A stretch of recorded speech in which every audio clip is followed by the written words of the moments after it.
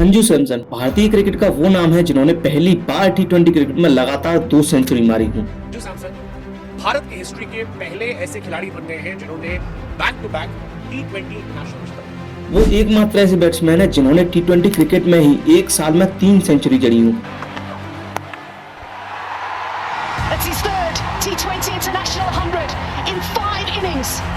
लेकिन क्या आपको पता है कि उनका एक दौर ऐसा भी था जहां लगभग एक दशक तक वे बीसीसीआई के द्वारा नजरअंदाज ही किए जाते रहे और जब उन्हें वापस कमबैक करने का मौका मिला तो उन्होंने ऐसा कमबैक किया कि उन्होंने कुछ ही मैचों में टी20 के बड़े से बड़े रिकॉर्ड्स को ध्वस्त कर दिया। लेकिन रणजी ट्रॉफी में यंगेस्ट केरला कैप्टन बनने से लेकर इंडियन सुपरस्टार बनने तक का सफर उनका बिल्कुल भी आसान नहीं रहा। तो आइए दोस्तों बात करते हैं संजू सैमसन के बारे में, बट उससे पहले छोटी सी रिक्वेस्ट है कि वीडियो को लाइक करके चैनल को सब्सक्राइब जरूर कर लेना। तो let's start the video.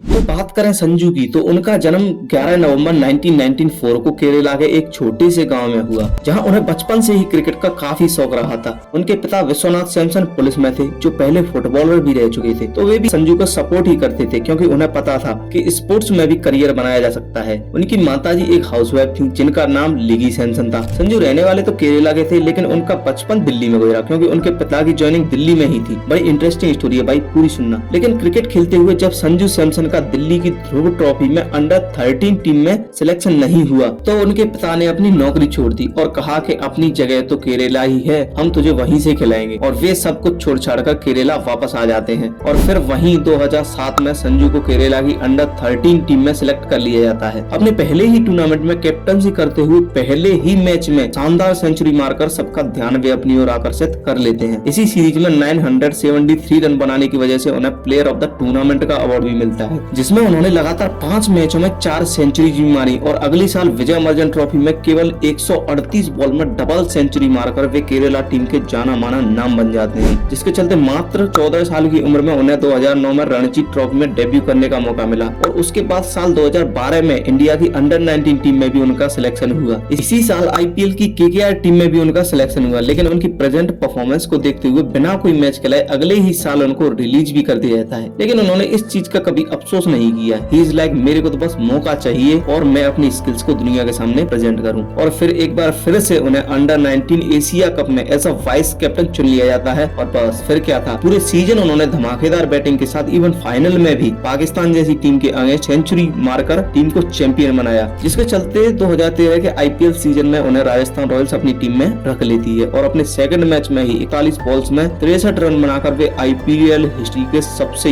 Youngest half Centurion भी बन जाते हैं, जिसके चलते उनका नाम कई बार इंडियन टीम की प्रोबेबल लिस्ट में तो आया, लेकिन उन्हें कभी मौका नहीं दिया गया। ऐसे ही कई सीरीज निकलने के बाद 2015 में ही उन्होंने अपना डेब्यू टी20 मैच खेला, जिसमें उन्होंने मात्र 19 रन बनाए और इसी प्रकार वे अगले भी मैचों में लो स्कोर पर आउट हुए और प्रेशर हैंडल न कर पाने की वजह से उनका परफॉर्मेंस दिन ब दिन गिरता चला गया, जिसके बाद संजू का करियर भी डूबता सा दिखाई दे रहा। इसके बाद उन्हें रणजी ट्रॉफी में केरला टीम का कैप्टन बना दिया गया क्योंकि भाई उनका बस थोड़ा सा फॉर्म ही तो आउट था, नहीं तो उनकी क्वालिटी तो सब जानते ही थे, जिससे वे रणजी ट्रॉफी के सबसे यंगेस्ट कैप्टन भी बन गए। लेकिन उनका परफॉर्मेंस डोमेस्टिक क्रिकेट में भी लगातार गिरता चला जा रहा था और उनके फैंस और उनके खुद के टीम मेंबर्स उनके अगेंस्ट बोलने लगे, जिसके चलते केरला बोर्ड ने अपने कैप्टन के अगेंस्ट बोलने पर फाइन भी लगा दिया था। पूरे 4 साल बाद 2019 में इंडियन टीम में कुछ प्लेयर्स के इंजर्ड होने के चलते संजू को फिर से टीम में लिया जाता है, लेकिन संजू अभी भी अपने पास्ट परफॉर्मेंस से ठीक से उभरे नहीं थे और वे इन 2-3 सीरीजों में कंटिन्यूअस मौके मिलने के बावजूद शायद फिर से प्रेशर की वजह से पूरी तरह फ्लॉप रहते हैं। लेकिन इधर आईपीएल में उनका कमबैक हो चुका था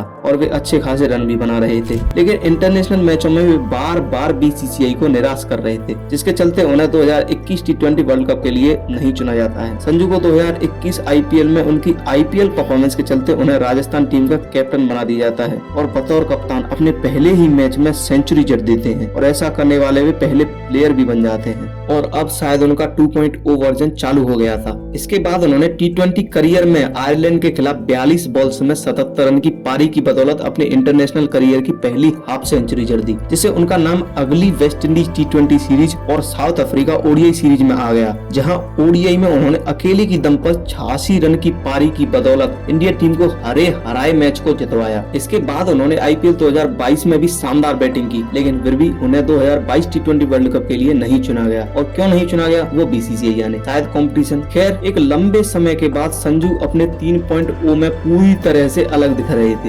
लगातार IPL 23 और 24 की शानदार परफॉर्मेंस के चलते उन्हें 2024 T20 वर्ल्ड कप में जगह तो मिल गई, लेकिन उनका पूरा सीजन बेंच पर ही बीता। इसके बाद संजू ने BCCI को और पूरे इंडियन फैंस को अपना वो रूप दिखाया जिसे वे 2015 से दिखाना चाहते थे। बांग्लादेश सीरीज के फाइनल मैच में 47 बॉल में 111 रन बनाने के बाद साउथ अफ्रीका T20 सीरीज में पहले ही मैच में बैक टू बैक सेंचुरी जड़ दी और T20 में बैक टू बैक सेंचुरी जड़ने वाले पहले बैट्समैन भी बन गए। इसके बाद सीरीज में एक और इंडियन बैटर दूसरे जिन्होंने बैक टू बैक सेंचुरी मारी, कौन है वो कमेंट में आप बताओ। इसके बाद उन्होंने इसी सीरीज में एक और सेंचुरी मारी और वे एक साल में 3 सेंचुरी मारने वाले पहले T20 बैट्समैन भी बन गए। बट अब देखना यह है कि क्या वे अपने इस फॉर्म को 2026 T20 वर्ल्ड कप तक कंटिन्यू रख पाते हैं या नहीं, या तब तक उनका कोई और 4.0 वर्जन आएगा। हम तो चाहते हैं कि वे अपने 3.0 वर्जन के साथ ही कंटिन्यू रहे। वैसे संजू के बारे में आप क्या राय है, वे अपने फॉर्म को कंटिन्यू रखेंगे या उनका कोई 4.0 वर्जन आएगा? कमेंट में जरूर बताएं। और अगर वीडियो अच्छी लगी हो तो वीडियो को लाइक करके चैनल को सब्सक्राइब जरूर कर लें, क्योंकि मैं इस चैनल पर क्रिकेट से रिलेटेड वीडियो लाता रहता हूँ। धन्यवाद।